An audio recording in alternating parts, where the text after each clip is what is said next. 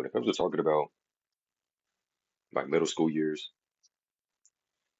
it wasn't that bad, especially compared to my high school years. But with that being said, this is a continuation of the Diary of a Mixed Race Kid series that I created. So let's go ahead and dive into this. If you like this video series, let me know in the comments. But with that being said, let's go ahead and continue. Now, the last time we left off, I talked about the amount of fights I got into, the targeting that still continues, even in my adulthood, even though I've gotten better at defending myself, ignoring the issue, and navigating my way through life. But we're going to go ahead and jump back to my middle school days. And then afterwards, I'll kind of segue into high school. Now let's go ahead and get started. I would say about in the sixth grade, I've noticed that the hate still came from other black people or black children. And you got to understand one thing about black children, most of their households are terrible. And this is coming from a mixed race person. Most black households are terrible, and black folks got the worst parenting. And I mean the worst parenting out of any other race or ethnicity. But I say around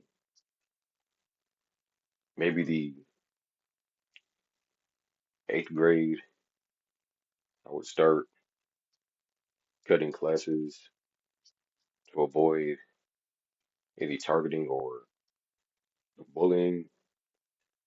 And keep in mind, this is late 2000s.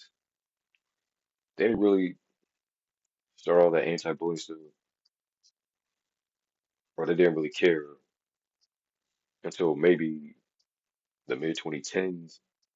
But even then, we know how hectic school can be for a lot of children.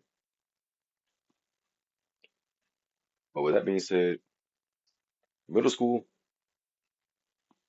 was probably my better experience.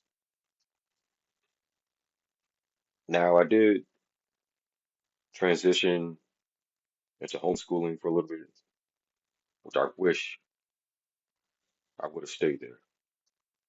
But with that being said, now it's time to get to the worst part of my entire childhood, high school. High school is so fucking terrible. It is awful. And when I tell you that the people I fought against when I was younger, that is nothing compared to high school. And I've noticed one thing about 98% of people. They have this issue called arrested development where they literally don't change. In my adulthood right now, I'm in my 20s, and still, most people I come across, they still act like assholes. And I've noticed how they have this pattern of still targeting folks. If you target me right now, you're gonna get you're gonna get beat up. I'm sorry. But back in high school, I was an outcast. I mean, I've been an outcast my entire life. I have no shame in that. But there were some incidents that I've gotten into. There was this one mixed race girl that did have a crush on me. This was back in middle school. She did have this small crush on me. I don't know if she was serious, if she was joking, but that led to a fight almost breaking out by you know who, the Bantus, the dark skinned black boys, or as I like to call them, just black boys. Now, in high school, there was this one guy who was targeting me. I got into a fight with him. I went to the office, and the principal didn't really suspend me or anything. He gave me another chance. I did cut classes from time and time again, and I would say I think it was the 11th grade where it got worse, and by the 12th grade, I had to transition to another school in order to finish and graduate. Because when I tell you that high school's the worst, everybody knows that. Like the only people that look back at high school as being one of their best moments of life, all those people were either bullies, jocks, teachers' pets, or people trying to fit in. And those main four people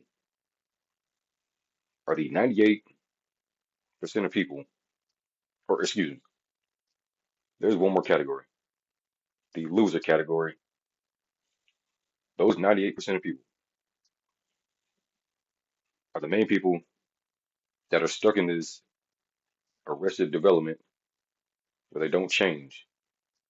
And before you call me a loser or anything, keep in mind, I moved past this. Like I'm only talking about this for this video series. But with that being said, those five main category of people are part of the 98% of people that don't change whatsoever, even if they have kids. Like I remember I saw one of my classmates who had two kids walking with her friend, I think. The man was nowhere in sight. And the entire time she was talking about her husband in this negative fashion. And I remember her during school. She would used to pick and target other kids too.